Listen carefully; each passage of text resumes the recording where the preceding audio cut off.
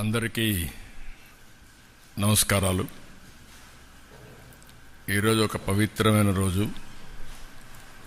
శ్రీ సేవాలాల్ మహారాజ్ 286వ జయంతి కార్యక్రమాన్ని మనం జరుపుకుంటున్నాం. ఈరోజు భారతీయ సామాజిక మత సంస్కర్త గోర్ బంజరాల ఆత్మాతిక గురువు సేవాలాల్ మహారాజ్ 286 సంవత్సరాలకు ముందు పుట్టి ఈ ప్రపంచానికే ఒక దశ దిశ నిర్దేశించారు. అందుకనే ఈరోజు బంజారా గ్రామాల్లో ప్రత్యేకంగా ప్రజల్లో కూడా అందరూ కూడా ఆయన్ను గుర్తు చేసుకుని పూజిస్తూ ఆయన మీద ఎప్పటికీ తగ్గనటువంటి ప్రేమ అభిమానాలు చూపిస్తున్నారు. మనందరం ఒకసారి ఆలోచిస్తే మనదొక పుణ్యభూమి.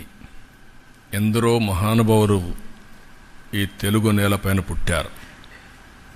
అలాంటి మహానుభావులు పుట్టిన ఈ నెలలో మీరు ఒకసారి చూస్తే ఒక వెనుకబడిన జిల్లా అనంతపురం జిల్లా గుత్తి మండలంలోని రామ్జీ నాయక్ తాండాలో రామావత్ గోత్రంలో భీమానాయక్ ధర్మణిమాత దంపతులకి సేవేలాల్ గారు జన్మించడం, అది కూడా 1739వ సంవత్సరం ఫిబ్రవరి 10వ తారీఖున జన్మించారు.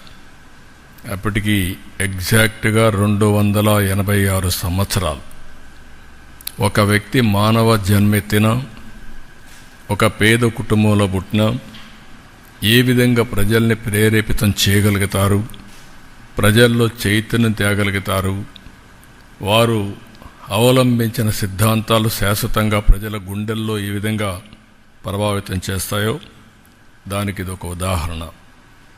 అలాంటి మహనీయుడి యొక్క స్ఫూర్తిని భావి తరాలకు అందించాలనే ఉద్దేశంతోనే దీన్ని ఒక స్టేట్ ఫంక్షన్గా చేస్తున్నాం.